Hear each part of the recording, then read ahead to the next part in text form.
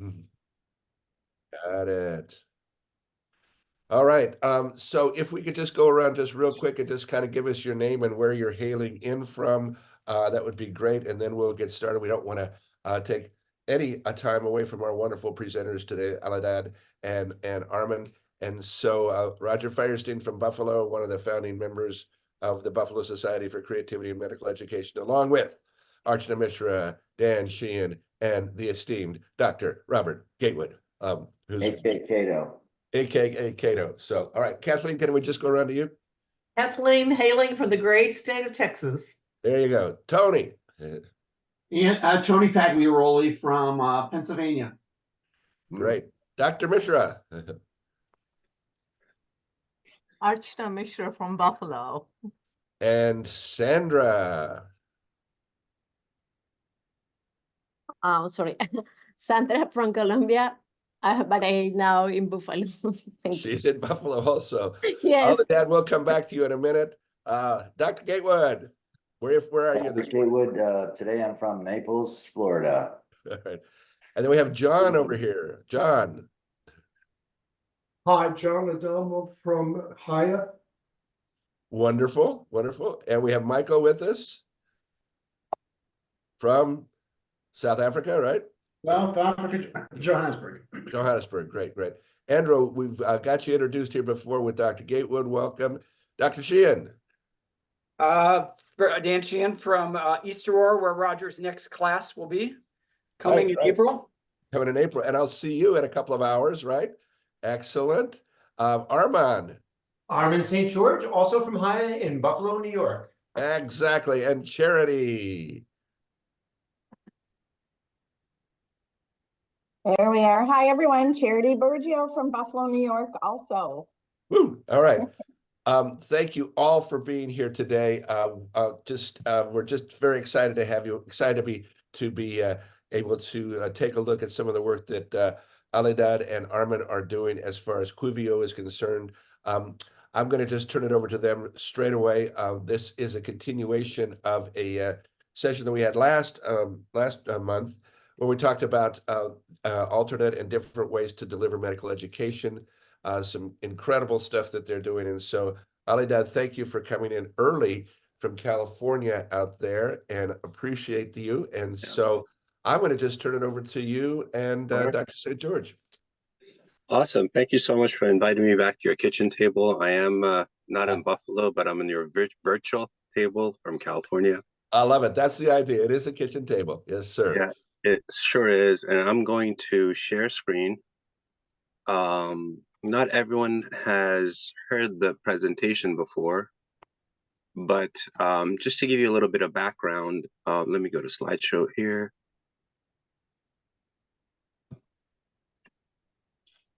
Sorry. Can you guys see this first slide here? Can we go back to that one? Yes. Yeah, we'll go to it. So today, we've talked about in the past some of the hurdles in education, especially when it comes to a variety of different audiences and how to engage them better. One of the solutions that we have really been focusing on is the interactive solution of videos, and we call that Quvio. But the idea is that you actually reflect internally, ask questions, and that's how you learn, through asking questions in an active process, as opposed to passively just digesting and getting overwhelmed. Now you may say, well, interactive videos have been around for a little while. This is really a different level of two-way interaction, and I'll show you what that means. This goes beyond just subscribe or click the link. It is a very unique two-way interaction that goes beyond traditional interactivity and also increases engagement. But today we're going to do a little workshop. The steps are how to make a Quvio, include uploading a video, importing your questions, and adding media to your gallery, and then sharing that. So it's pretty straightforward. When you step back and look at it, it's really 3 steps that are being done, including the sharing. So let's talk about the upload part of this. Can you still see my screen? Yes. All right. I'm going to go to actually go to my account. This is the QVO platform. And sorry, let me just move this. And I was fortunate enough to get a couple of copies of Dr. Feinstein's lectures on creativity, and I simply uploaded those. So the way that works is you hit the upload button, you go browse for the file. You know, the file I think I called F1. He has so many, he's getting abbreviated there. And then just go ahead and upload that. And the system starts uploading the video, and as it's doing that, it's also indexing the video in the background. So that's really the upload process. Depending on the length of the video, this does take a little bit of time, but it's not any more work than uploading something onto your Google Drive or any of those cloud-based platforms. But what you get is essentially the uploaded video. I uploaded this last night to save time. And that's really our first step, is the upload. After that, really what you want to do is import your FAQs. And importing FAQs is fairly straightforward, and we'll dig into this a little bit because there are several different ways of actually doing this. But essentially, you hit the import button, and I have pre-curated a set of questions, and we can talk about how that's done. And you go ahead and select that file, and it goes ahead and imports that file for you. So already you've uploaded a video that's been indexed by the AI in the background, and you've also added questions and answers that relate to the topic. The way this was sourced, by the way, was through the transcript. So I basically used the transcript. Show you what that looks like.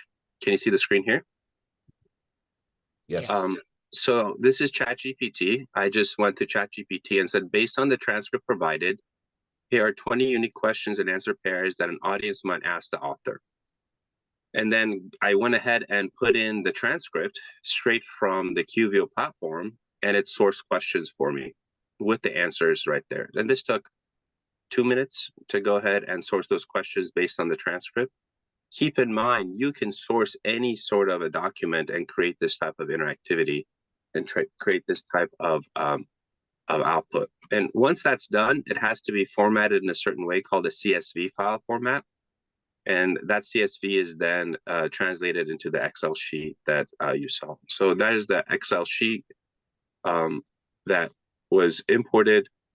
This is his other video of 20 questions that we did. But essentially, that is the step to getting a good set of questions onto the QVO platform. And once that's done, the next step is really go to gallery and add your images. So step 3 would be adding media to the FAQs. And the reason this is important is that we just don't want these static answers. We want to really give the audience a whole bunch of different ways of interacting with the media. And the amazing part of this is that for the galleries, you can add a single video, you can add a static image, you can add a web link embedded within the video itself, so you don't have to leave the experience, or you can add segments of the video itself as a response. And I'm going to go ahead and show you what that looks like. So in order to do that, I did a little bit of, this is kind of like a cooking show. You know, you cook a little bit before to make sure that, you know, you're saving time and not wasting people's efforts. But I'm going to go to a different account and show you what that experience looks like. In the meantime, any questions at all? Yes, on the questions, I'm assuming that those are sort of suggested questions. The students or whoever is looking at the class or the video will have an opportunity then to also ask their own questions. Is that the Yes. idea? Yes. So it's just a kind of a prompt for the students to of questions that they may want to ask or not. So let's dig into that a little bit, because that's a good point. So the way the questions are created, there's really a spectrum, right? So how you create them, one way is to do manual. And that's basically entering every single question manually, okay? Another way is partly automated and partly manual. And what this means is that, like I showed you, I use a generative tool to scrape that transcript and give FAQs that relate to it. And it's actually a very good way of just making sure the questions are relating to the content, and then adding manually to that as you see questions that that actually apply. You can go all automated if you like. You basically just use a generative tool to create question and answer pairs and throw it in there. And then beyond that is this line where it can be fully automated. These techniques here use language models and a technique called RAG, which is retrieval augmentation using a language model.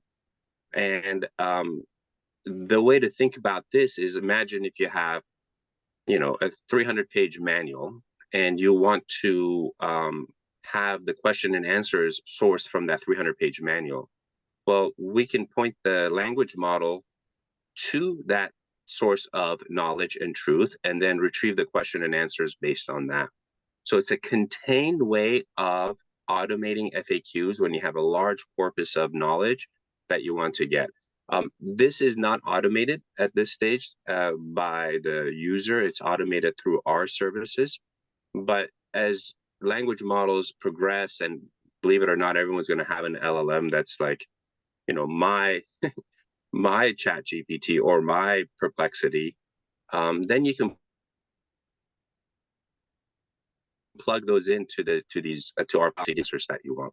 The 100% automated way of doing this is essentially just off-the-shelf language model, and we've already offered that option within the platform where you can go ahead and turn on chat GPT or other language models to give you the answers. This is the full spectrum of doing it.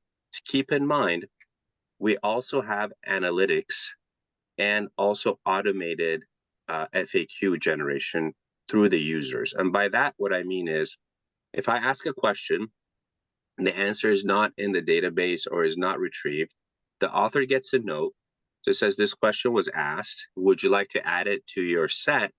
And you can choose to add it or not add that to your set of questions. But essentially what you're doing is manual, automated, and crowdsourcing. And it's really the best way of fine-tuning an interaction, because you may find your students that are, you know, in a certain type of a grade or you know, of a certain background may have simpler questions, or ones that are more advanced may have more complex questions. But you're able to capture those from the audience and not just rely on your own intuition as what they're going to ask, or rely on data sets as what they're going to ask. So it's the best of all three worlds: crowdsourced through the audience, automated through generative tools using well described and validated knowledge source, and then your own knowledge source as well. And that's how you actually get to a point where you can have these interactions made interact. Does that answer the question? I love the crowdsourcing idea. I think that's fantastic. The only question I have on the manual, you mean you have to type it in, or can you just dictate it in like you do with chat GPT? Currently we don't offer that feature where you actually have to type it in, where you have to dictate it. You actually have to type it in. Gotcha. But the crowdsourcing part of it, the system actually gives you you know, a prompt where you go into your email and are able to do it from that prompt.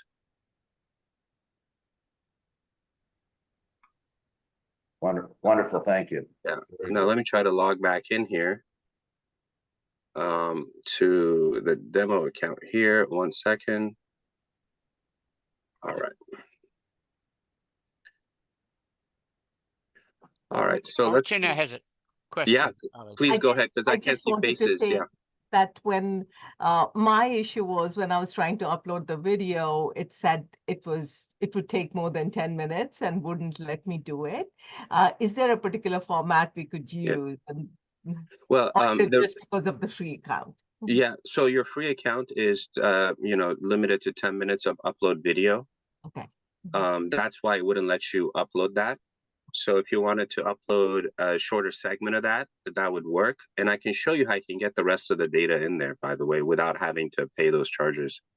Okay. The reason that happens is that the way the system is set up is the cost structure of this is based on the indexing of the AI in the background. So if you're processing more video using more AI resources, then it's actually going to you know, cost a bit more. But that's the main reason that you couldn't upload it. I would suggest, I mean, we can extend your limit if that. How long is the video? It's about 30 minutes. So Yeah, we can just send me a note. We'll extend it so you can actually upload that. That's, you know, so that's the 30 minutes is our second tier for engagement with our potential users. But please send us a note after this, and I'll have the engineers change your limit there so you don't you know, so you can upload and play around with it. thank you. Yeah, of course. Yeah. So this is the same lecture. I imported the FAQs, and now you can see these are, you know, some of them. The next step is to add the media. So you can go to your gallery. You can add static images. You know, I have two famous people here in the gallery to give responses, but you can also add videos. I made some synthetic videos of who I thought would, you know, really look like Dr. Firestein in appearance to give some responses and give it some colors. But that's not all. What you can also do is you can add segments of the video. So you can actually go to your video and put in the time segment that you're interested in. Sorry. Interested in the time segments that you want to upload. Let's say you want to upload from 2:30 to 2:45. You save that segment, and now when you ask this question, it is going to give you that particular response with what the words are written down here and the segment of the video. This will also get automated. Well, you can add tags automatically that also connect with the questions. The other way that you can actually add media is to add an embedded URL. So I can actually put in a website here, for instance, this particular website, Dr. Firestein's website, and when the response happens, it actually gives you the written response and the website. I'll show you what that looks like, because this is really critical, because now you can bring in your own website into the video experience and bring other resources like quizzes, surveys, any sort of an interactive thing that you want to bring in. That's a web link can be brought into the environment where the user can interact with it. Obviously, I'm going to cancel that for now. So let's see what the viewing, and after that's done, you're pretty much done. The next step is to share, and you can share it via QR code. You can embed it into a website. You can send a link since it's a web app. You can post it on LinkedIn or other social media sites. So you're pretty much done. The steps that are going to get automated next is really the FAQ component. So I remember I showed you how to take the transcript, feed it into a language model, get FAQs. That step is already figured out. It's just not a feature that we're offering today, but it will be implemented in the next month or so. It will automatically scrape your FAQs and go, are you interested in these questions? And you can approve, modify, add, delete as you like. So let's see what the viewing experience looks like. Can you guys see the screen here still? Yes. Yes. Can you hear the sound or no? Nope. No. So I think one day when I'm actually older and wiser, I'll remember to share the sound. That's just maybe I should tie something to my big toe. Here's what Albert Einstein had to say about his approach to problem solving when he was asked if some imminent disaster. You can interrupt the video and ask a question. Now, the way these questions are organized is that we pin them to the board so they present first if you choose to do that. So going back to the FAQ component, again, I don't want to confuse it. You have the option of hiding the question where the viewer has to think of it, or presenting it so it shows up first. But I put in some kind of oddball questions in here to get the mind going, because this video is about creativity and thinking out of the box and asking questions. So I thought, why don't we ask some, like, questions about the multiverse theory, right?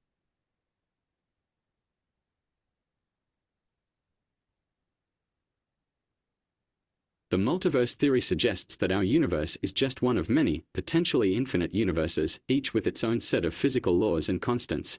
If true, it could explain why quantum mechanics and general relativity seem incompatible in our universe. They may be reconciled in the broader multiverse. This perspective opens up the... So that's a question that was sourced, since I couldn't get Dr. Feinstein to give a response. I used a synthetic media source to do that, but you can imagine that it could be a video of him as well. And you can also, type your questions in or use a microphone button to ask the question, right? So let's pick this one. Who's Dr. Feinstein? Dr. Firesign is an innovation consultant and a super nice guy. So yeah, so a couple of things on that one. One was, I don't know if you'd recognize, but that's my cloned voice. So now we offer voice cloning. We can clone Dr. Feinstein's voice to be the response there, and it's on the fly. So you can immediately change the cloned voice. But then it went to his website where you actually get to see. Creativity gets a bad name. I fly on airplanes a lot, and here's kind of a typical airplane conversation. So you don't have to leave the experience to get to this, and you can lead your viewers to certain points. For instance, do you have a quiz? That's going to source that I question. could not find a precise match for your question in my database. I've sent the author a note so they can continue to improve this experience. Perhaps one of these questions might help, or you can ask ChatGPT below. This is the reason I put this in this kind of a format, is to really show you the different components. So do you have a quiz is different than can I take a quiz, right? So it really forces the user to go and choose to take a quiz, right?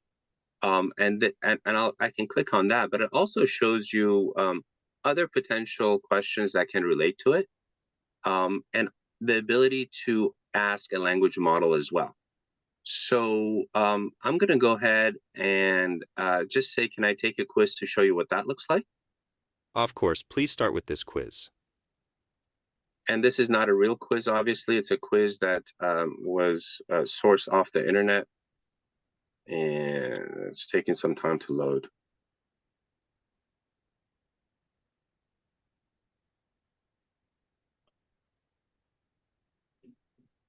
Let's try that again.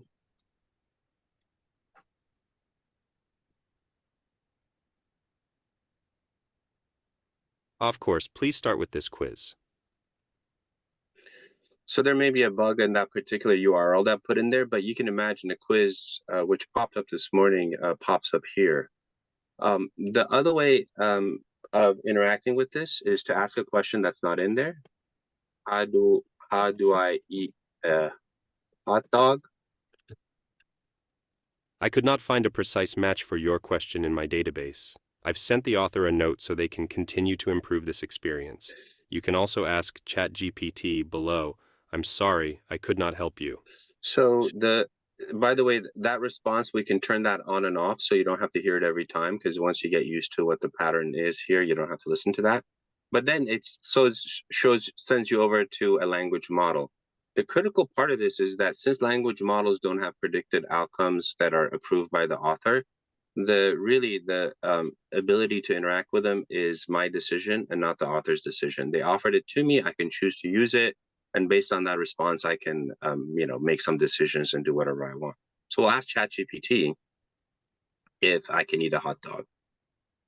Hold it with your hands and bite into it from one end, chewing thoroughly before swallowing. Right, so there you go. That's like a good use of the language model. But the thing that happens in the back end of the system is that if I go to my emails, can you see the emails here? I've already gotten notifications for the questions that were not answered. Do you like hot dogs? Right, that was, I think, one of the ones that we had in there. And it gives you the ability to click right from here and go ahead and add that question to your set of questions if you like. So you can go ahead and add that to the bottom here. Also, if you go to analytics, what's going to happen is it's just going to point you straight to the analytics component here, and you'll be able to add that through your analytics portal as well. So I'm just going to pause here because I know that's a lot, but essentially that's the crux of the QVO platform, where you are uploading, importing, adding gallery, and sharing. And keep in mind, the analytics component of this allows you to fine-tune and crowdsource your FAQs through your automated analytic feedback system for the questions. So I'm going to pause. Any questions so far? Yes, I do. That looks like the question and answer part sounds like a lot of work for whoever's creating the class. If they have, if I'm understanding correctly, do they need to answer each one of those questions, or? No, for instance. Or is there any way that somehow some of them could be automated? Yeah, I mean, this is exactly what we did here is automated. So for instance, you know, give me 20 question and answer pairs on the Declaration of Independence, right? And it goes, this is it right there. It's giving you the question and answers, right? Now I have to, as the author, have to approve these. Yes. But this is basically one way of sourcing this question and bringing it into the QVO. The other ways, you know, there's tons of these tools out there, by the way. I mean, if you look at like this here, FAQ generator here, right? I put the transcript in here and I said generate, and it winds up generating FAQs based on the content that's placed within the topic box there. So here's 20 questions. This is the transcript. I basically cut and paste transcript in here and got that. So question and answer pairs using generative tools are out there, but how do you filter them? How do you make them interactive? How do you make them engaging? How do you get them to be, you know, worth something? Because this document here, 20 questions, what do I do with it, right? How do I use it? Well, you can put it through a system that allows you to actually get value from it. By the way, what book do you recommend? Does that For starters, I love Creating a Flash by Dr. Firestein. This is a book for leaders who know that in order to grow their organizations, they need to generate ideas and solutions on demand. Now, this is amazing because it's actually my voice, but it's his words. This was taken straight out of his website. To think, by the way, that you'll have a fully automated, non-human in the loop system is a dream that's been talked about since the 40s, but I think we're far from that. And one of the things that we're hearing is all this hype about generative AI. Well, can it, why do I have to? I think in our brains, we've kind of, you know, resolved ourselves to think that everything has to be done through generative, and a lot is done. A lot of these tools have it integrated in them, but you still have to do some thinking and some work as the stakeholder or the content owner.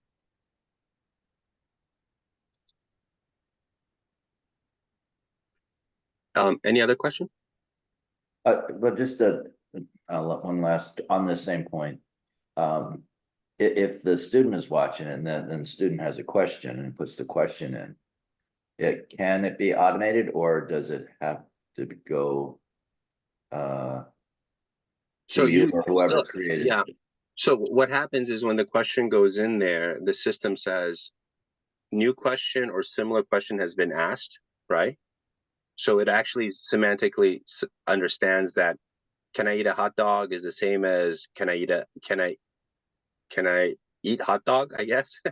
Something close to that. And it allows you to automatically say, yeah, this is what that question, the response is already given, just compile that. And that's really that's that crowdsourcing fine tuning that happens, because now, you know, there's 10 different ways of asking the same question and you get them all compiled into one. The system understands that, but the ones that it doesn't catch, you can do that. Now, the ones that are completely unique, you have two options. One is to answer it, right? The second one is just not to answer it, right? And there's some questions, I mean, if you're giving a lecture on creativity and someone asks you if you can eat a hot dog, it's like, you know, why don't we not answer that question so you don't have to burden your QVO with questions that are not relevant. Yeah, so I think you answered my other question. That is, if there's a lot of questions that are very similar. Yes. Well, it sort of synthesize those into one or. Yes. So the semantic similarity that's baked in there does that already, meaning that there's different ways of asking the question, and I have a 90. And this is really critical because, you know, when you ask a generative model a question, you really don't have any confidence intervals in there. There is no p-value that you can point to and go, within this confidence interval, it's going to give me the answer. It's just going to look at a pattern and go, the most likely pattern is this. The confidence interval in the system can be tuned, but it's built at about 90% interval, meaning that if it does give an answer within 90% confidence, that is the semantically similar question to the one you asked. Now, if there's a question that's outside of that, it gets added to that, then it understands that question to be semantically similar as well. The intent of the question is more important than anything else, because there's loads of ways of asking the same question, and making sure that intent is correct is a key component of the system.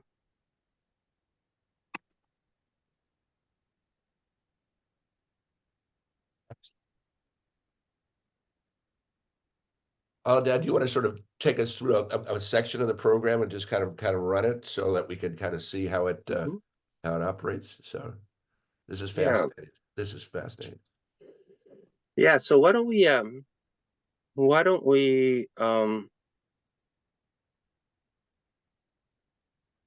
we can play your lecture.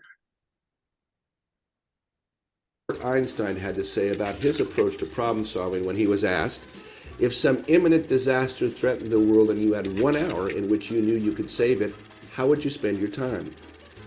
Einstein replied, I would spend the first 55 minutes identifying the problem and the last 5 minutes solving it. So let's ask a question. Now we kind of get a flavor. What do you guys want to ask? There's some pinned questions here.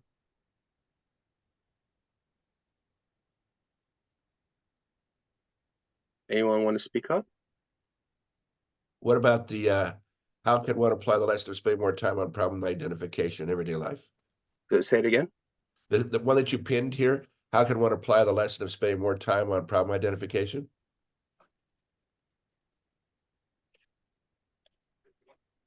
Yes, that one. By taking a step back before jumping into solutions, asking creative questions, and challenging initial impressions to ensure the real problem is being addressed. Now, I'm going to ask you, Dr. Price, are these your words? No. Are they? Do you agree with them? Yes. Yeah. If you wanted to change those and make them your words, it's as simple as going to your question and answer set and asking what, I forgot the question already. Yeah, what sure. is, yeah. Investing time. Here it is. What is investing time, right? Yeah. And you can go ahead and change that, right? And you can add whatever else you like to it, right? Identify, you know. Yeah, sure. And that will publish immediately. So this is the part that really brings agency to the author, because again, this was sourced through the transcript. And once it was sourced through the transcript, it was just manually imported into, was just imported in here through that Excel sheet. Very cool. Yeah. The other component of this, now let's dig into the insights a little bit, right? This is an option that you have that you can actually turn on and off, right? So when you go to your properties section, you can show insights or hide them. We have them shown here.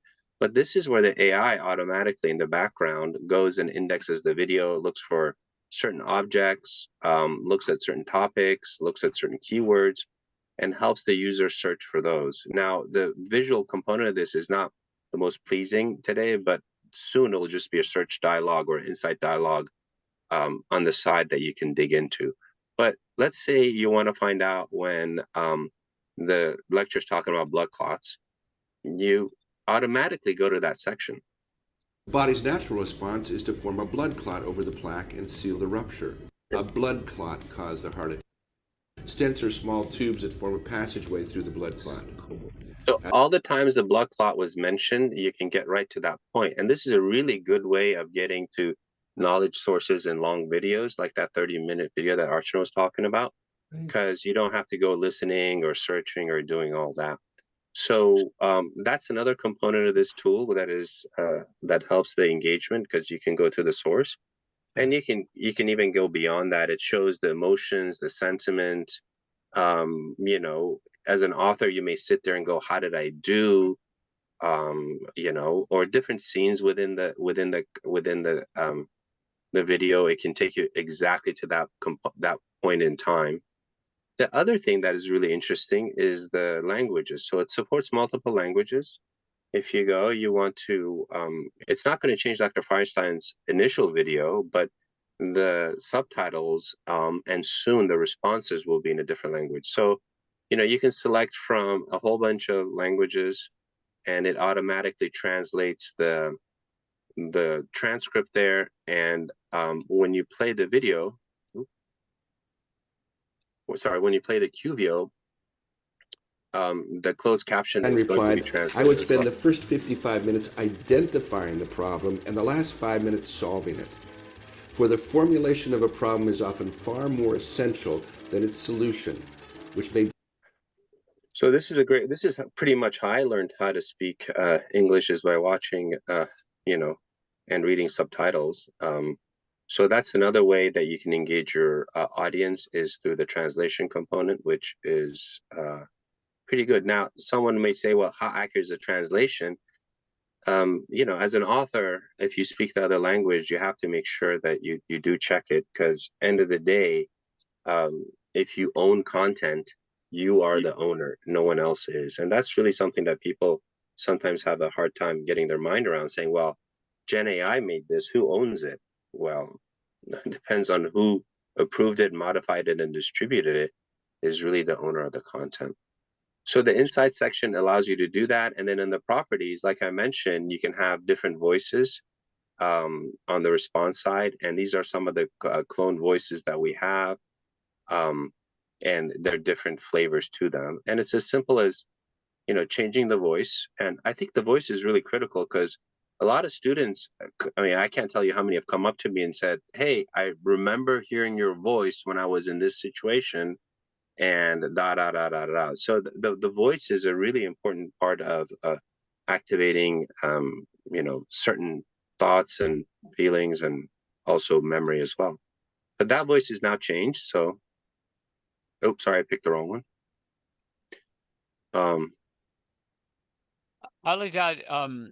The multiverse theory suggests that our universe is just one of many, potentially infinite universes, each with its own set of physical laws and constants. Go ahead.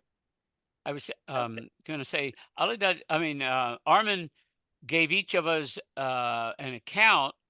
Can we go through the process of having us log in and look at the interface? And yeah, absolutely. So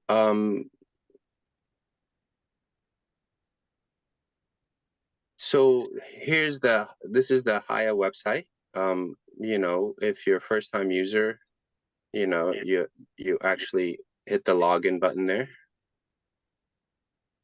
Sorry, I may have to, it's a little clunky right now. Let me just stop sharing for a sec. But have you guys logged in at all? I haven't. I was waiting for direction. Oh yeah. Myself. So do you want to get on your computer and do that? Sure. I'm on the website where it says login. Okay. Okay. And hopefully everybody else can do the same thing, right? And then after you put in the email address that we gave him to set up the accounts, right? We click continue with email. Yes. And now it's it's saying finish creating your account on my screen, but I Yes. thought he had already created accounts for all of us. Maybe our, yeah, I mean, I think we on the back end we opened it up so you don't have to, you have a free trial, but you've already put in your password? No, I don't have a password. Ah. I mean, when he set the Can you share- accounts up. Yeah, Can you share your screen then? Yeah. Yeah, I was gonna say. You can actually create your own password. That's what I did. And then it asks for an email confirmation, and then you can click on that. But he didn't set up your account. See, and perhaps I'm confused. I thought he set up accounts for each of us. Well, In let's the just see. background, we set up the. You're Sorry, echoing, Arm, but let's see your if you don't mind sharing your screen so I can see where you are. Sure. And David, I was just gonna say, I'm getting an echo here. You're set up in the background to be a free trial, but you still have to go through the process that he's just gonna walk you through right now. Okay, so here's my screen. I put in the email address that I gave Armin. Right. And now I need to create my own password. Is that what you're saying? Yeah. Okay.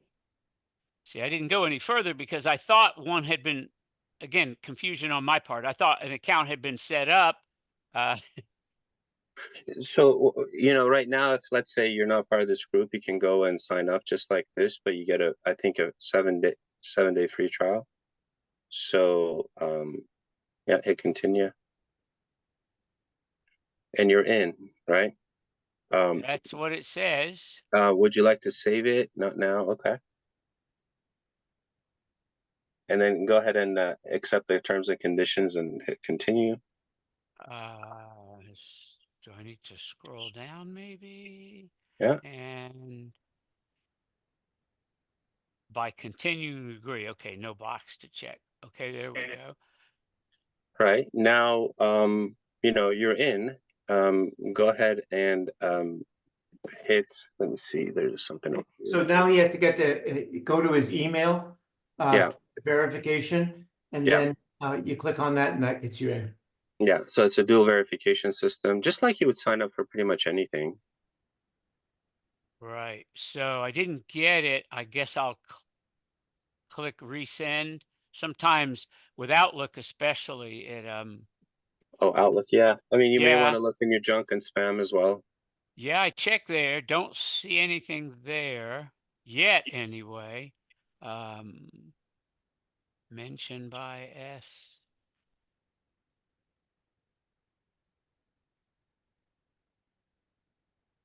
Okay. Well, I think it's the starter is $20 a month, but you can click the try free for 14 days, correct? I think it's 14 days. Yes, that's the way everybody else can sign in.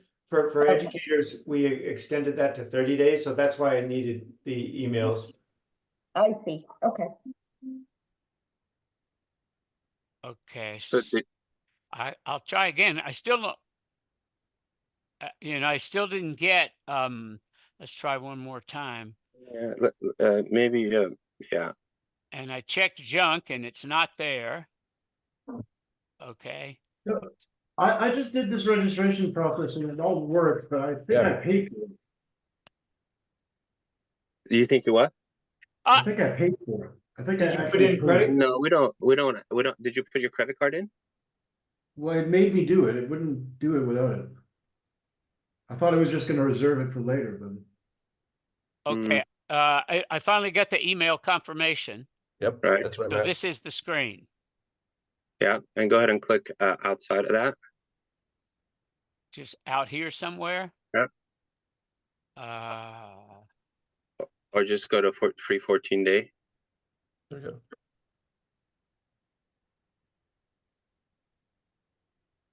That worked. Mine, I think I clicked the wrong button or something. And then hit start trial.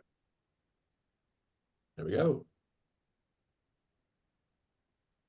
Well, we don't mind you paying, but if you No, can't we do don't want you to pay, but you're in, so hit start there. All right, Okay, now the first step is to hit the upload button.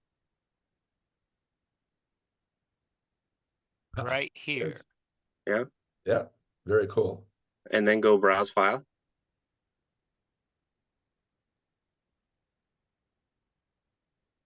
Now I'm going to run And do you have a video you want to put in there? I Oh. do, but I'm going to have the same problem Archana did, which is the length of the video.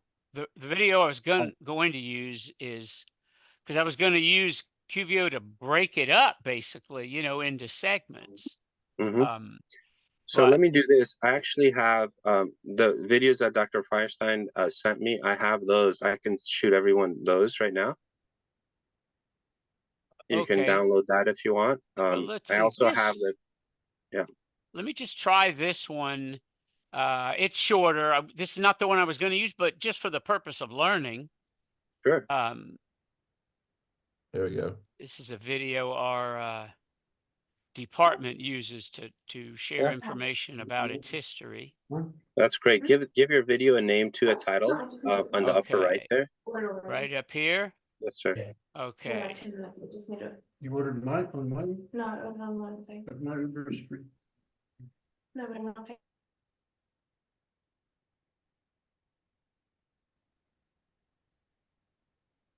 Fantastic. How long is your video? It's short, but I don't. Let me see. I can, if I open it here, I can know exactly 3 minutes and 56 seconds. Yeah. So it's going to upload that pretty readily, and then you can go ahead and after that hit save changes.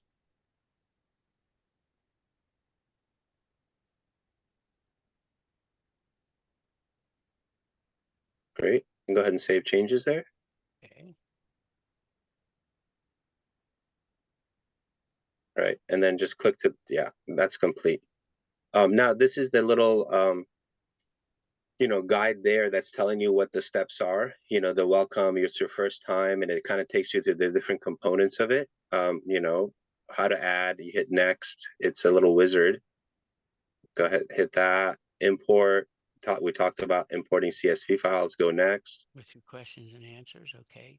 Gallery. This allows you to add any media, and then go ahead and hit next. Now, where's it going to add it? Because I've uploaded a video. Yeah, so this is the wizard that's telling you. You can just actually click out of this if you like. But I mean, no, when it says you can upload new media. Yes. Would that be in addition to the video I just uploaded? Yes, absolutely. Okay. Yeah, so you can actually, I'll show you, you know, that longer video, I'll show you how to get that in there too, if you like. Okay. All right. So that's zipped over here. Yeah. Rename. Again, this is the wizard showing you the different components of it. So you can rename your QVO. You can also go to properties. That's, you know, that's the whole, and then go ahead and hit done. That only shows up the first time. Yeah, that's only shows up the first time you're logging in as a guide or a wizard to show you the different components of it. That's now, a great, great tool. Yeah, you can see it's processing your indexing your video.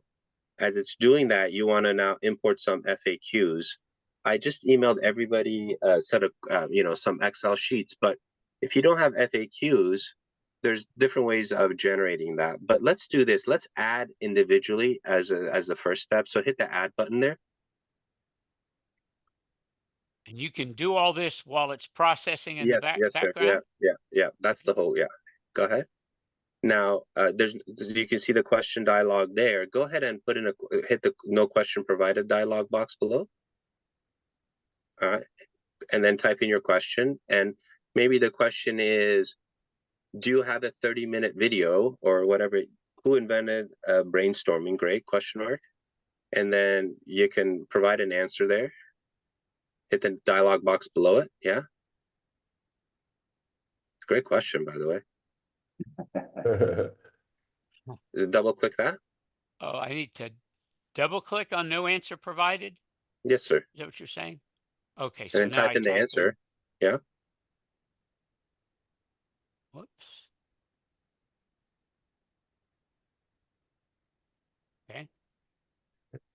Okay. And then go ahead and click out of there. Then the next step is, you see the paperclip button there? Paperclip To right the here? right, yeah, yeah. You can add media now. Go ahead and hit that. So you can add an image, add a video, or add a segment of the video, or embed a URL. Now this Okay. image would go with this question? Yes, sir. Is that right? Okay, Yes, let's sir. see then. This would be good. All right. So now, is there a So way to, will QVO search the web for an image, or do I need to actually upload? yeah, no. So what image do you want to select to have it go there? If Alex you want, Osborne's picture. all right. So go ahead and click to a different dialog box. So you can find Osborne's picture. So just go to the web.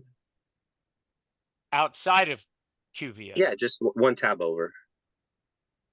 You're not going to lose anything. Oh, you're talking about in the same browser Yes, sir. I'm in now. Okay. All Yeah, right. just one So, tab over. all Yeah, right. So there we go. and put in his name.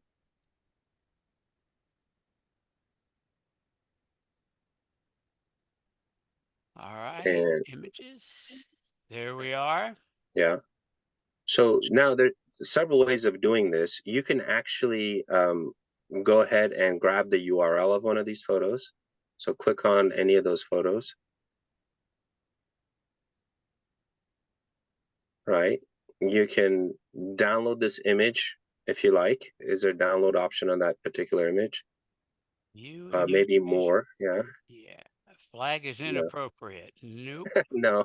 But you can download that image. If you right click, maybe it gives you the download option. Well, I'm going to take an Apple shortcut and I'm Okay. just going to capture this. Yeah. Let's see. Model. Well, that's okay. It'll be there. All right. You So can. now I actually have the image on my desktop. So Okay. So then back go ahead. here. Yeah. Yes, sir. And then go to that down on the dialog box on the bottom where it's got the down arrow. Yeah. There you go. Okay. So now that image is captured, go ahead and drag and drop it onto your question. Right out of here. Yeah, just drag and drop it. Yeah. Right into Yeah, there. that's it. And then hit save, which is the floppy disk icon. Floppy disk. Wow, we're going back. We're going way Going back, back in time here. Gotta have something, you know. Not quite as going back far enough to for Alex, but Yeah. Go ahead and hit that. Yeah. Now that Okay. saves it. All right. Now the next thing I want you to do, since you can see it's so you added your first question manually. Now go to Insights.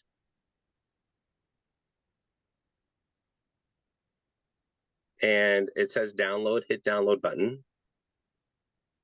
Just below that. Right here? Yes, sir. And it says transcript.txt, which is yeah. Go ahead and download the transcript. So yeah, so it's going to download the transcript from your video. And that's giving me that transcript on my computer, right? That's right. So that's sitting on your desktop. I can see it. Go ahead and open it up. Okay, I've got it open. You can't see it. That's fine. But, open yeah. it, copy it, All right. and paste it into your ChatGPT dialog box.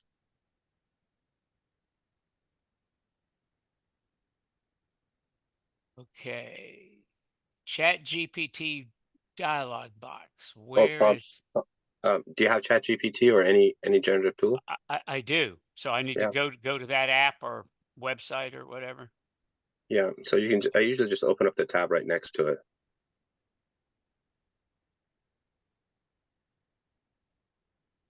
Okay. I normally use the app. All right. So I want to paste the text from the transcript into ChatGPT. And what am I telling it? Give me 10 questions on this transcript. Question and answer pairs on this transcript. Okay. I would love to see your screen if possible. Sure. Well, I can show you that by going here. And okay, so now you're seeing ChatGPT. Yeah. Okay, give me 10, I think you said 10 question and answer pairs. And you can even say in CSV format Okay, yeah. and then hit generate.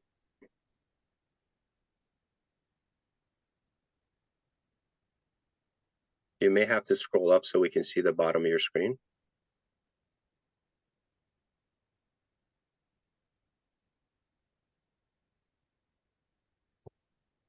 Okay, so here it comes. Yeah. Analyzing. Yeah. So it's going to do its thing there. It's going to read that transcript. Now, this step is going to be automated in about, 2 to 4 weeks, where you don't have to actually do that. It will scrape this transcript for you. It will do exactly this. So download that CSV file.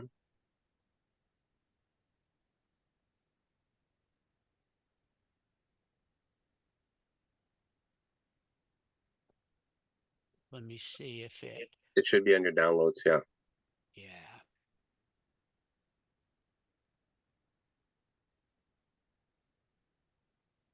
All right, I don't see it there yet. You should be able to open that up.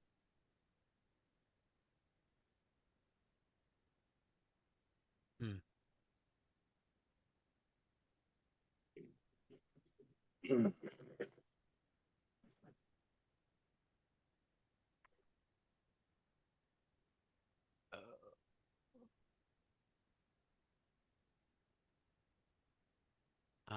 still looking for the download from Right. ChatGPT. Right. Well, so let's go back to the QVO platform. Okay. And I'll show you how to just import that. So go back to, the Hire platform. Right. Let's see. There's QVO.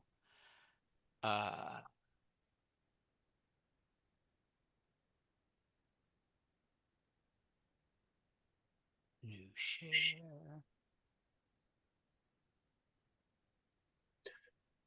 So go ahead and share that Okay, screen. now Yeah. you're seeing Yeah. QVO, right? Okay. Great. Yeah.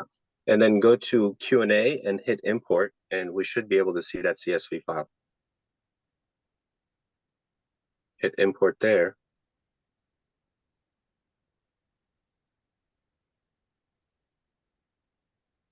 And on your downloads, this is a Apple. On your downloads, you should be able to see that CSV file. Okay, there it is, right there. Yeah, hit that. And then now hit upload. enter. Yep. And there you go. It downloaded all those questions. We didn't actually go to the CSV and look at the details, but it downloaded whatever was in that CSV file. So if you scroll down, it looks like it didn't give you good enough questions based on the transcript. Now let's do this. Next step, go ahead and I want you to, on the who invented brainstorming, let's add another manual question. So hit add. Actually, hit add a Right question. here? Yeah. Okay. And then let's put another question in there. So at the bottom dialog box, you see it says no question provided. So I come down to here Mm-hmm. and then type in the question. Yeah, another question. All right. Let's challenge it here.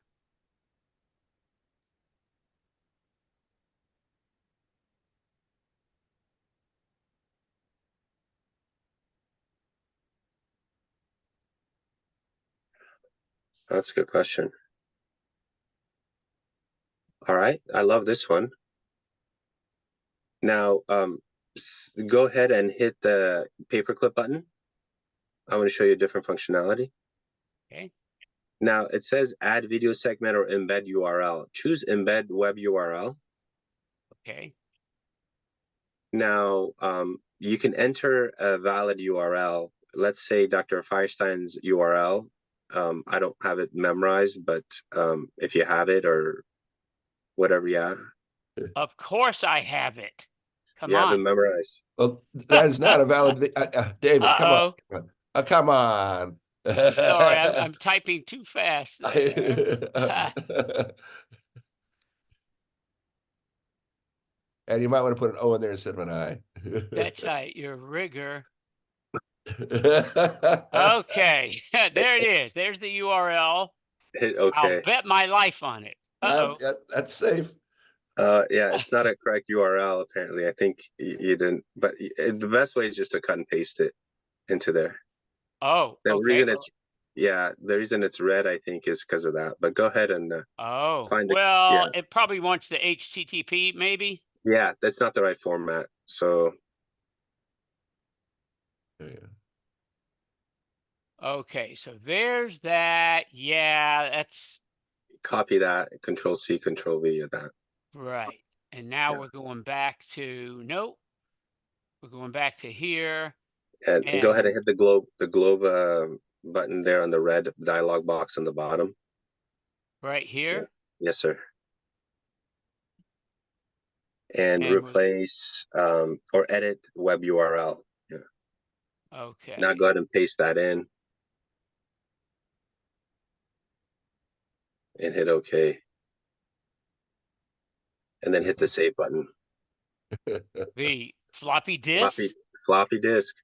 Now I love the floppy disk. Floppy disk. Go to view. Go ahead and go to At least it wasn't punch cards. Now it would really be prehistoric, wouldn't it? Okay, sorry. No problem. And the third way of adding content, go ahead and hit add question again. So I'll show you the another way up Right above up here? there. Yeah. Okay. And then provide another question at the bottom dialog box. Right here? Yes, sir. Okay. All right. If you know the video content pertaining to the video content, you know. Oh. Because I want to show you how to enter a segment of that video in there as well.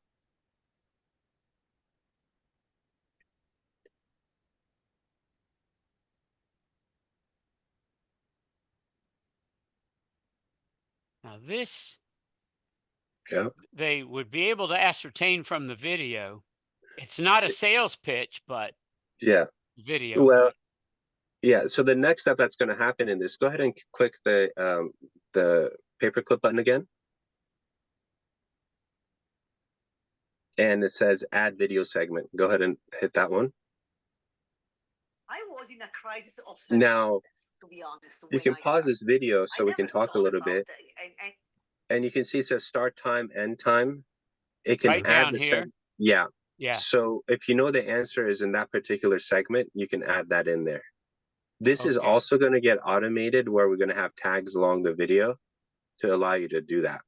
So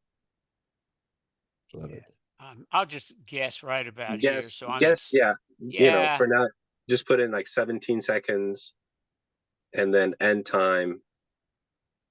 You can put like 25. Yeah, something. It has no zeros, 25. Yeah. Right. So, and there's no, for this section, there's no punctuation. If you put in two numbers, that's automatically going to be seconds. Yes. And if you put in four numbers like 2500, that would be 25 minutes. Yes.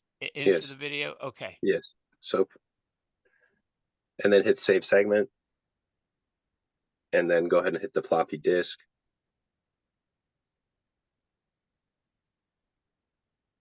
All right.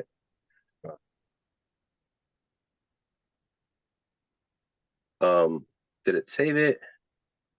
I hit the floppy disk, but it says no answer provided. Yeah, you may have to repeat that. But the point is it'll capture that segment of the video. Right. Yeah. So if you go to the view option on the left there. Oh, by the way, before you go there, let me show you a couple of things. So you see the eyeballs and the pin? So on the right side where you have the question and answer dialog box, yeah, you see that there's to the eyeball and pin. Okay. Yeah. So if you pin a question, when you do ask a question, it presents that first. So go ahead and pin that one, and then scroll up like this, and pin the first one, the who is brain. Yeah. Right. And then go to view. You can hit right the here? eyeball. Yeah. and save all, right? Yeah, unsaved question. So that's why it's yellow.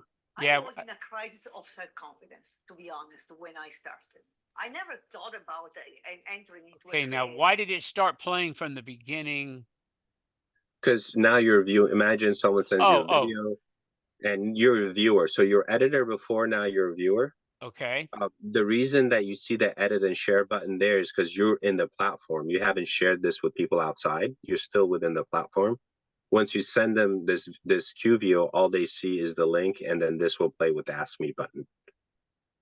So for instance, go to the share button there on the right lower right.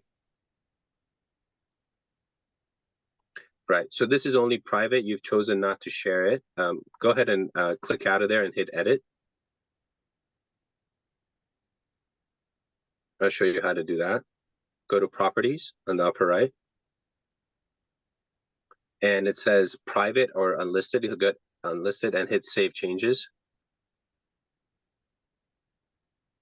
So is unlisted here the same way Google's unlisted is? It's not searchable on the general internet, but if you give somebody the link, they would be able to watch the QVO. You know how? Yeah. Yeah. Yeah. I mean, I think that may be a little bit higher than my pay grade to answer that truthfully. I can find out for you. But it basically means now you can share it. So if you go back to the view button there, To be honest, when and then hit the share button on the right. Yeah. So now you can share the QR code, you can embed it. That's the link that you can send to people that has this QVO. The thing to remember is that as you modify your QVO, that link remains the same. So as things come up and you add to it, you subtract from it, you change it, you don't have to do anything on the back end. So it's a really good way of not having to send new links out to your potential viewers. Yeah, and the embed code is great because we use a learning management system called D2L Brightspace. And Okay. so rather than uploading an entire video into Brightspace, if you paste the embed code in, it plays right there in the platform, which the instructional design people like. So that makes it very useful, very user-friendly. Yes. And the QR code too, that's generated in case you want to put it on some sort of a, manual or some sort of a, and you can also email it as well. Yeah. Now I'm curious if I click, so it just says click to copy. Yes. Okay. And you can, All right. So now if I put that in the chat, Roger, can you or somebody else click on it and see? Yeah. You I'll can give it a share go. your screen and see what our students or anybody would share. Okay, so I'm at the chat. All right. I just need to find chat. Got all these windows open. Okay. This is fascinating. Yeah, it really is. So cool. We're just getting started too, so. Yeah. So yeah. Aladad, where would you see us going next with this? What are your and Armin's aspirations around this? And maybe if we could speak to that and because this is oh, there it is. Yeah. Got it. Now, Yeah. Roger, share your screen just so we can see what. Sure. Can we do that, Aladad, so we can see? I was in a crisis of self-confidence, to be honest, when I started. Yeah, I'm not sharing my screen. I think you have to stop sharing first. I do. And Roger, share yours so we can see what comes up on the viewer or the student. It's on my second desktop here, and I won't share this out, but I'll just let you. And there it is. Right. Boom. Yeah. So Aladad, this is the interface the student would see. Am I? Oh well, I think Roger 393 is signed in, so it's signed into the account. Okay. As well. But having said that, the answer is you see the QVO that's in front of you, and you don't see the dialog box to the left that shows my QVO. All QVO is private, unlisted. Since Dr. Firestein is signed in, it automatically just signed them in. Yeah. But then So hit the ask me. students do not sign in. They don't need to. No, They play no. your QVO. They play your QVO, exactly. Is there any advantage to having them have their own QVO account? So I think as we're moving forward, one of the things that's on our roadmap is collaboration. And that tool is going to come on board where you can have multiple users, just like you have a Google Doc, modifying and editing the same content.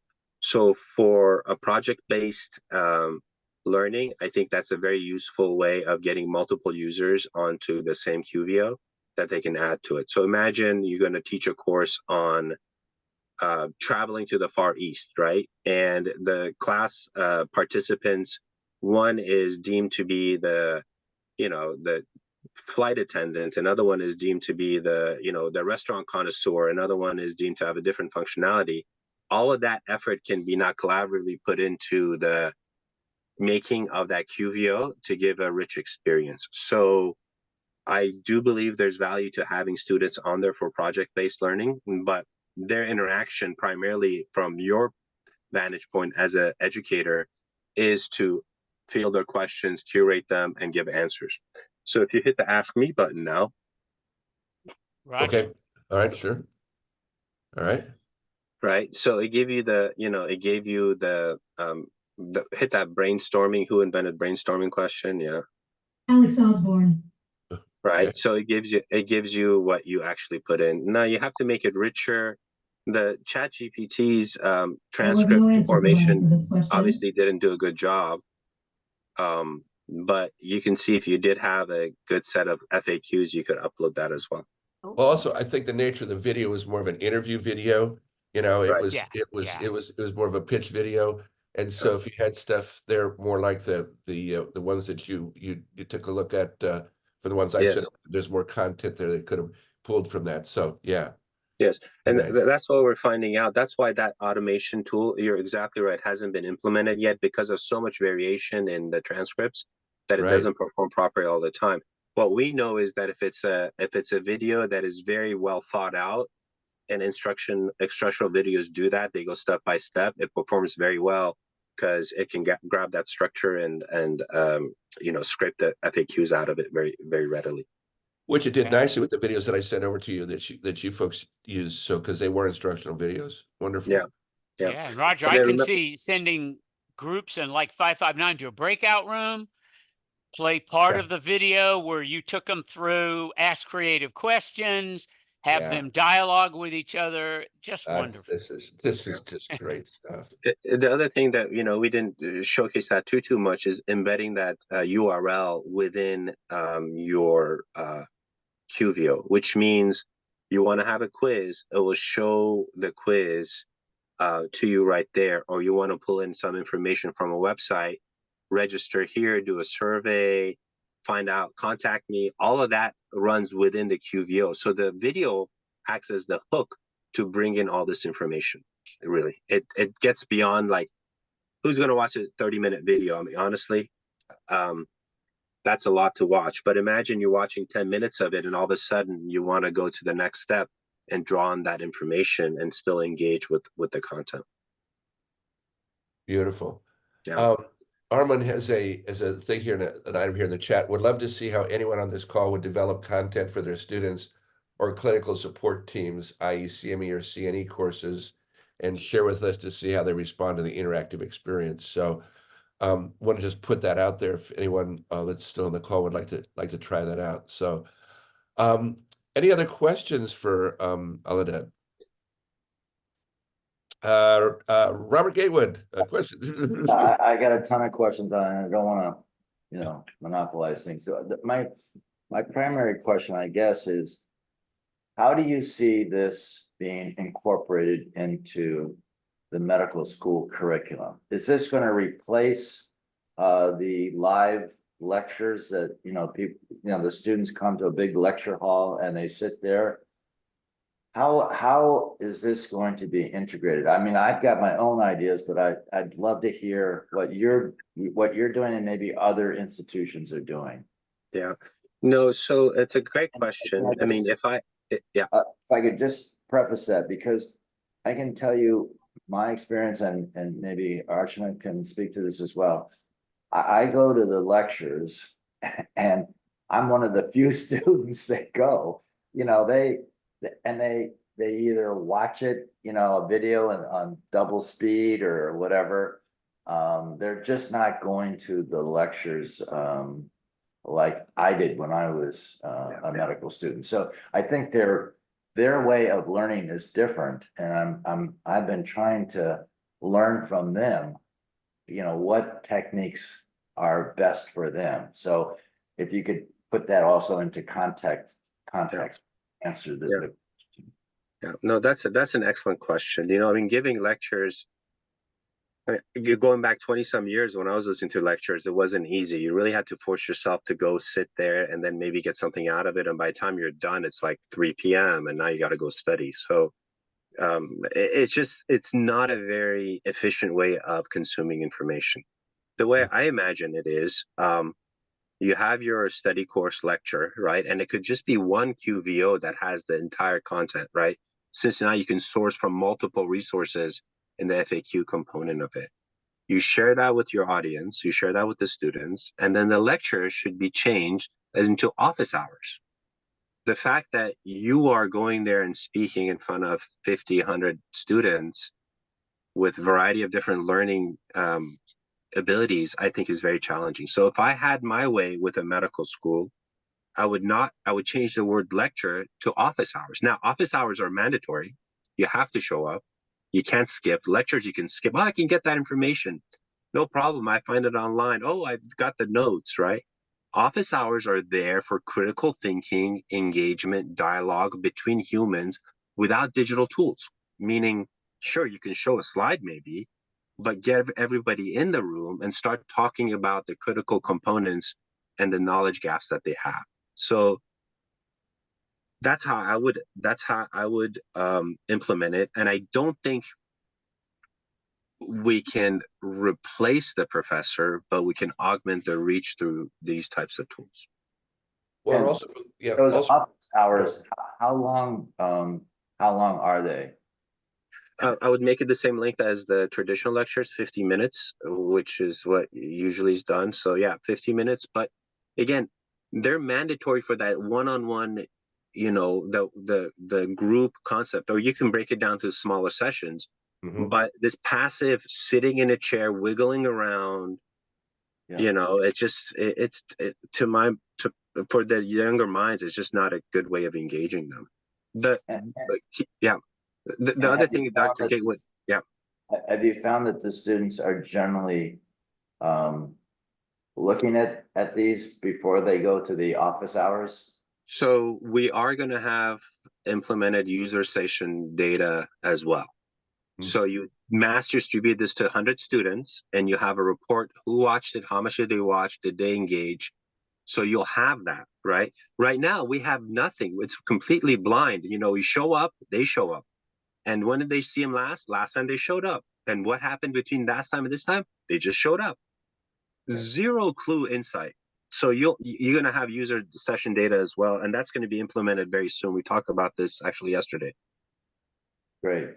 Just to let you know, one professor is using it for an upcoming class, and he's created a QVO that he's sharing with the class before it's mandatory they have to attend the class. It's an anatomy class, and he's having them go through this QVO before they attend the class. So some people are presenting it beforehand.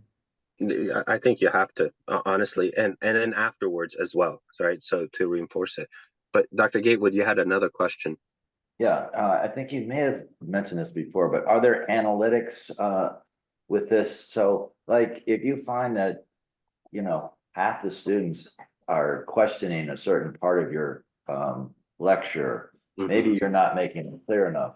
So you go back, that would give you a clue. Maybe this part of the lecture, I need to maybe spiff up a little bit so that the students understand it a little. I can make it more understandable for the students. Yes, 100%. So, you know, we didn't spend too much time on the analytics section today because it's a lot of information, but you do get back in analytics. And to your point, questions asked reveal so much about people, content, interactions. We all know that. So it's interesting on the patient education side, one of the ones that we got out of Kaiser was about a shoulder harness that they had to wear after surgery. And the question was, what do I do if I get a rash? Right? I mean, that came up multiple times, right? Like when no one ever thought about, people thought, I would take it off for showering, do this, but what do I do if I get a rash, right? So you get this deep insight that you would not get from any other resource, including metadata, which is kind of a confluence of thoughts, right? It's not just a precise way of understanding your audience. I know Dr. Mishra had a question.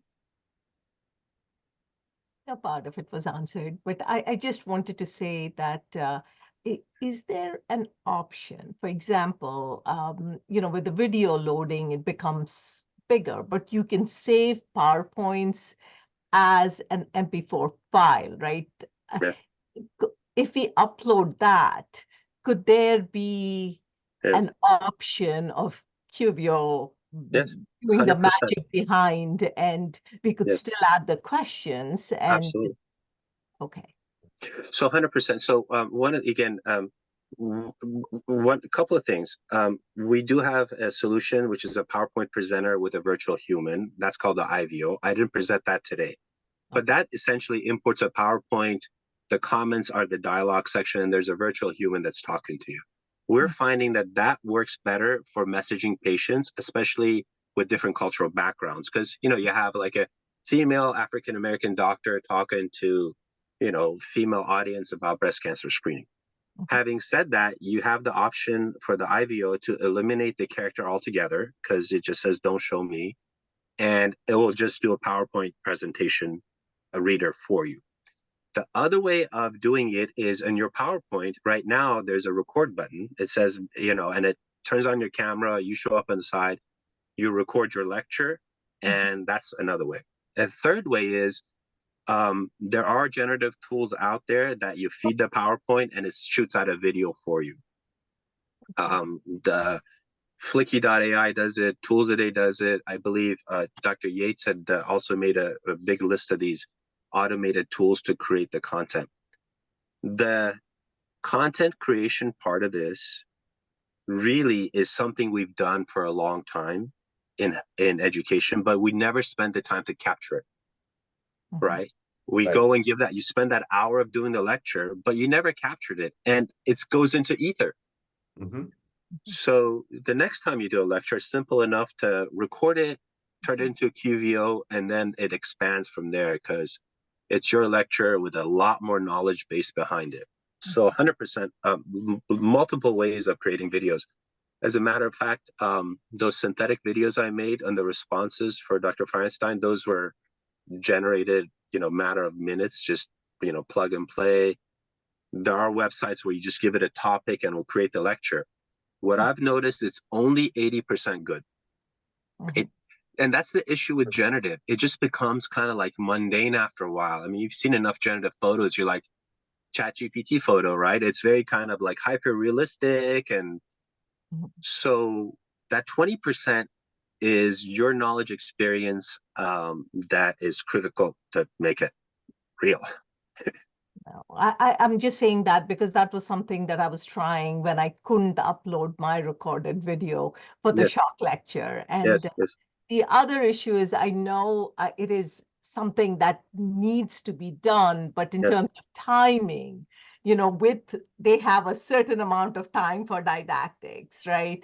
And students are busy and they don't want to do anything outside it. So if you have, it is essentially doubling the time, but they can obviously play the video in double time. So that'll shorten the time frame.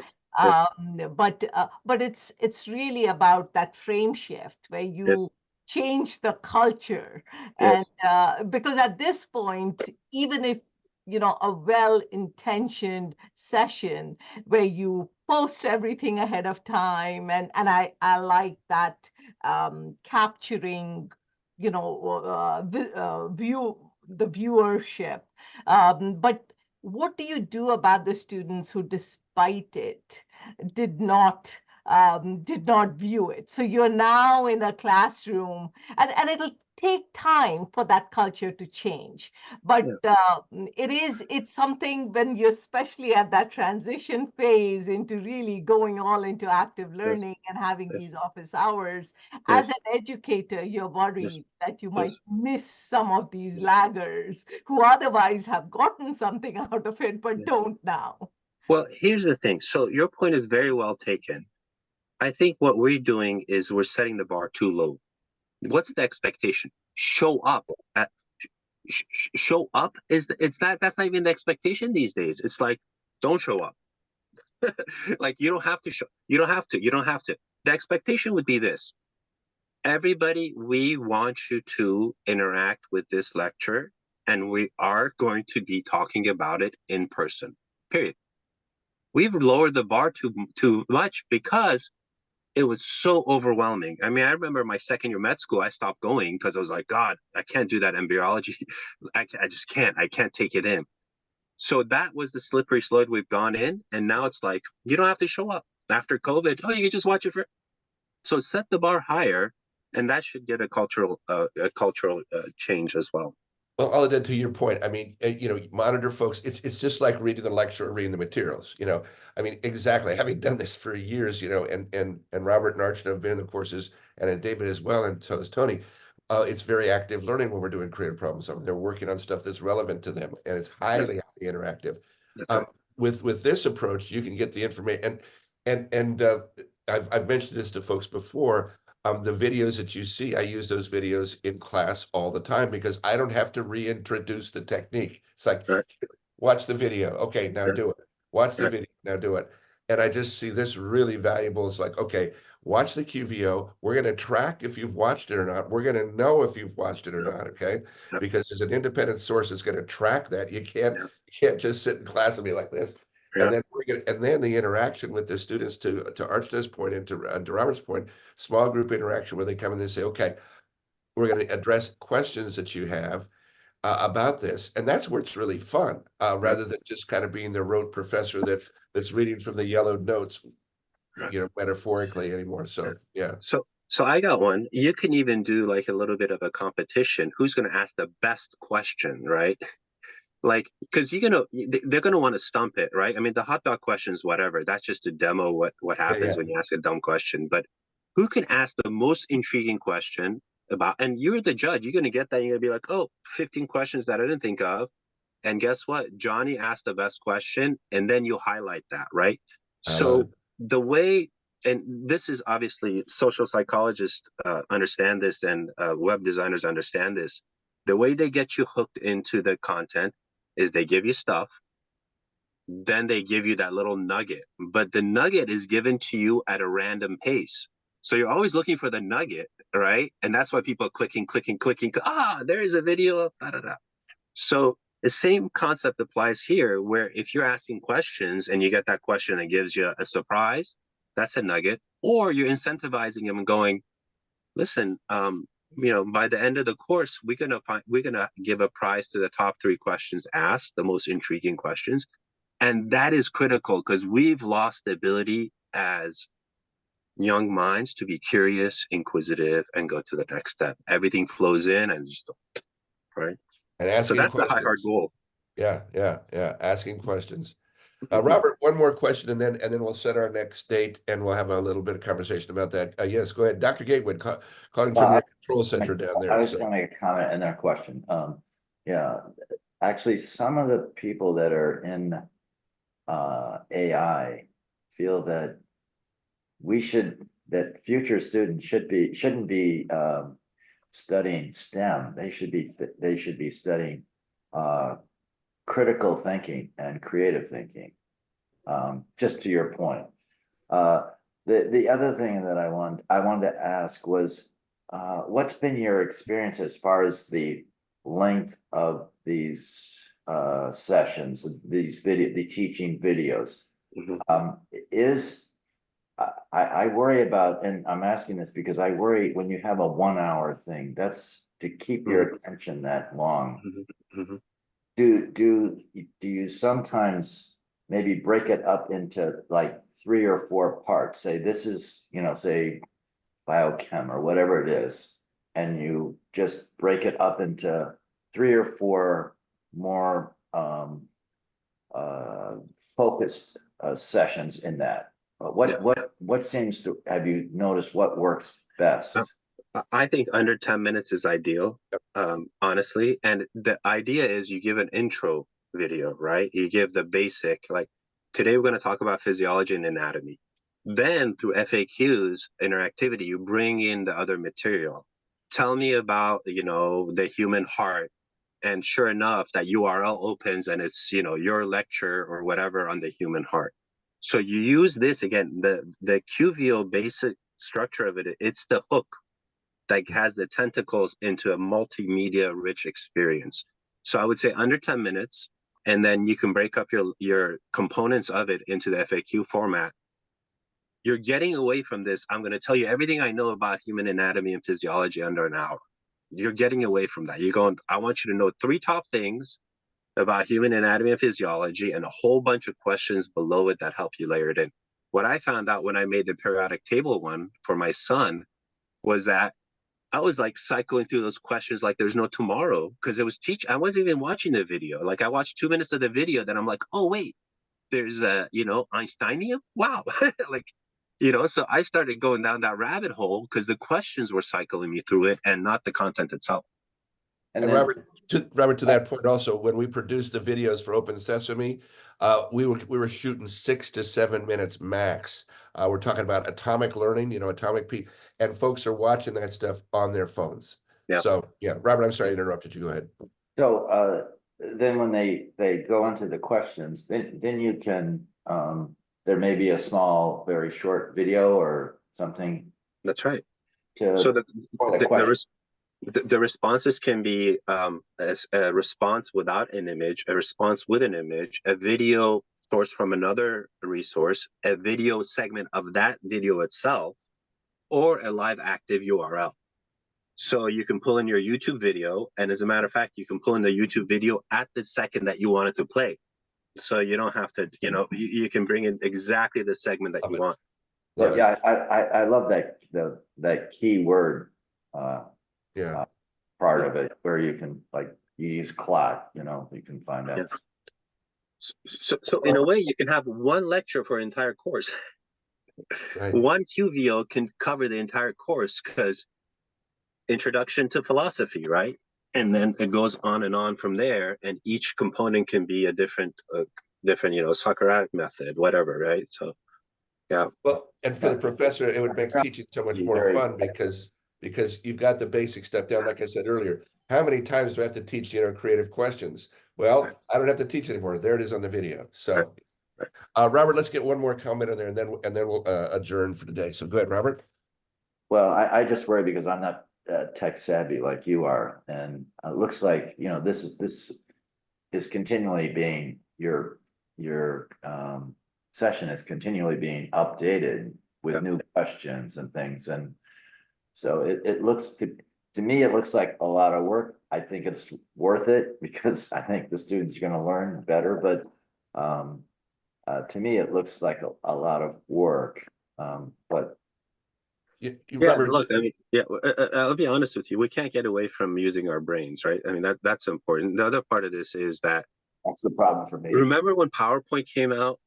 I remember having those little slides, and I'd go to UCLA photography lab, have them print the slide, take each one. Is it upside down? Put it in the carousel, spill the carousel, have to do it again, right? But that was a lot of work. PowerPoint came out, and we're like, oh, so much easier, but it's still a lot of work, right? AI is going to increase it's going to level people up. We're going to be busier than ever before. As a matter of fact, I challenge anyone to say we're going to have more time off, because culturally we're tuned to work hard. The only way we're going to stop working hard is to move to a culture where it doesn't value hard work. So this is everyone say, oh, I'm going to be like eating bananas going down the river. No one's going to be doing that, right? We're going to be working harder, but we're in a phase which is very critical for the young minds, because if we don't get them to be critical, if we don't get them to engage, if we don't get them to be inquisitive, we've lost it. Then they're going to be going down this path of whatever is given to me is the truth, right? I mean, I tell my son this. I ask him a question. He goes, well, my watch said. I'm like, your watch said what? Right, right. Yeah, so true. So, and what I'm seeing this is once again, part of the job, it's bringing the bar up out of that, because what I'm seeing is like, okay, there it is. And Robert, once the structure is built, so once I build a presentation or program, I'm constantly refining it. I'm constantly, but you're just putting the additions in.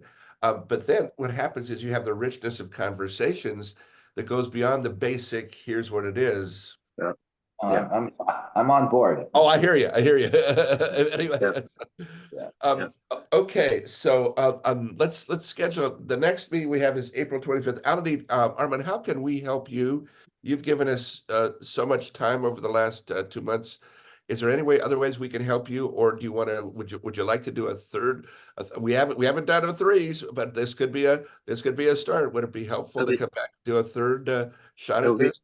It'll actually be a fourth, and I'd love to do it, because I think what you see is a lot of the improvement. I mean, some of the things I showed you this morning were updated last night at 3 a.m. So it's just, we're just at the bottom part of this. And as we move forward, you're going to see a lot more richness, a lot more automation, and to Dr. Gatewood's point, a lot less heavy lifting, as we say, cut and paste and move things around. So yeah, we'd love to do another one, and just let's look at April 25th then, if that works for you.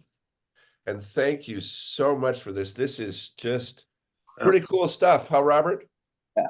I love it. And I put in the chat that, if there's any questions, or if you have any feedback that you want to provide as you're going through this, feel free to reach out. There's a feedback button on the portal, or you can reach out to us directly, however. So like Dr. G, if you need help going through it, and while you're going through it, happy to work through with you, because we want more educators to start employing this. We've gotten, as I think I shared with some of you, the gentleman who attended the last time, the dean from Emory Nursing School, he saw value in this. Dr. Choi, yeah.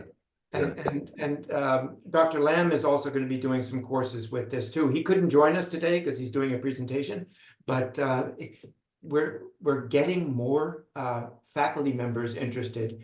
And the other area, if anybody's in clinical environment, if there's anything we can do to help the clinical support staff with the questions and answers, on protocols that you may be using within there, that's another application that we would like to explore with this team. Yeah. All right.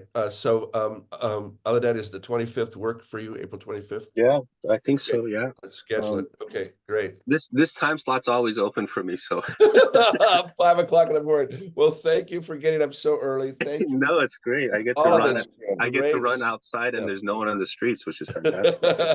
In the dark. So, all right. So we'll stand adjourned, dear friends. John just had a second. He wanted to say hello to Dr. Gatewood. Dr. Gatewood, it's John. I just wanted to say, one, thank you for saving my life, because I'm still here. And I just wanted you to know that I'm still with Brian Regal. So you did wonderful jobs. Yes.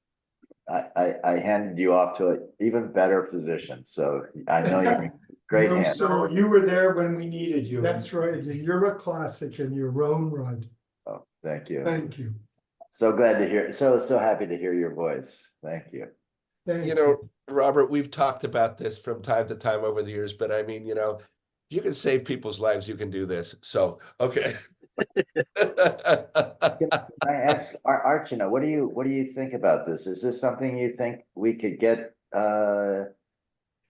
you'd be interested in? I honestly think so. And I'm just thinking through, because I'm thinking through all these lectures, like, chest x-ray, PFT, shock, this would truly lend it. And starting with the new academic year with these condensed timeframes, now our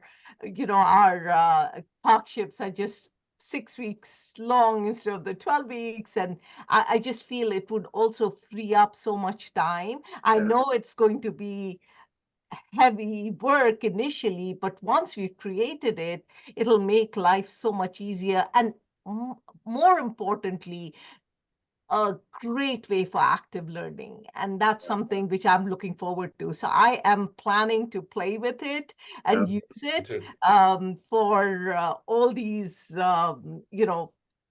didactic sessions that I have. I want to first, start playing with it and getting comfortable. You know, it might, I don't know, maybe, Alidad, you could, talk to this, but maybe if we get the students, maybe the students should be seeing this, not us. And if we can get the students excited about this and say, yes, this is the way we would like to be taught, maybe it would be easier to sell to the higher ups. I don't know. Well, go ahead, Dr. Mishra. I think I just wanted to say, let's first create a session, showcase that to the students, and see the feedback. Because again, and once we get that feedback, that can start the ball rolling.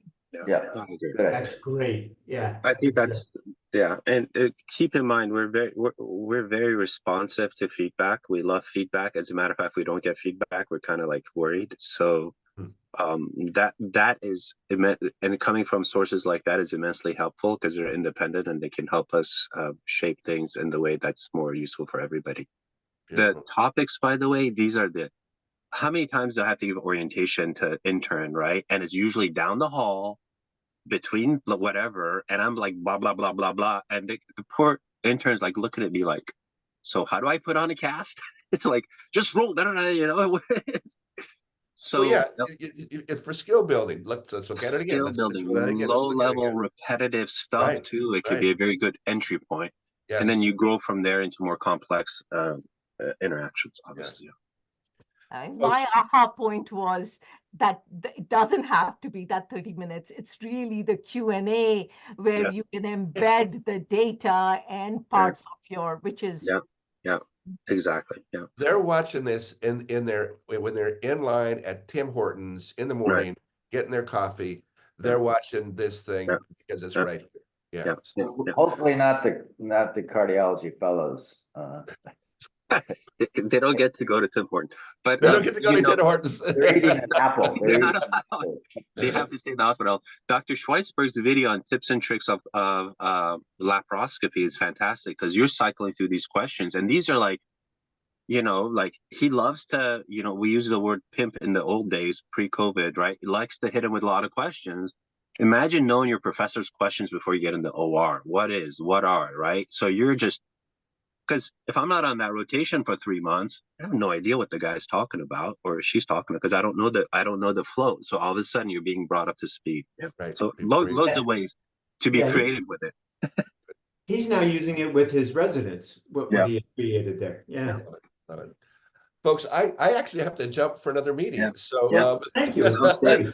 Thank you so much. We'll put you into the 25th. Dr. Yates, if you would just go ahead and send that out through our usual channels, and we'll have the video recorded. I know that a couple of people that texted me that were not able to make it this morning. And once again, David, thank you for putting our Buffalo Society for Creativity and Medical Education logo up there on the test feed. There it is, the Buffalo with the stethoscope. And so Armand, Alidad, thank you once again for all the great work that you're doing. And thank you all for being here. And we'll see you on the 25th. Some of you I'll see later today. So, all right. Thanks, everyone. Thanks, everyone. Thank you. Thanks. Yeah. Dr. Mishra, connect with me online if you have questions. Be more than happy to do an independent kind of thought process because I need people like you to help me. So please reach out. Hey, Alidad, could you also send me the links to the QVO for those 2 things that you did for me? Yes, for you. Yes. Yeah, I want to take a look at. Yeah. Yours. Yeah, we'll definitely send it. I worked on them last night. I'll actually have Armin send them to you. They're on a different account altogether, but yeah. I would love to see them because I have some ideas. So yeah. Thank you for Sounds your work. Good. All right. God bless. Thank you, guys. God bless.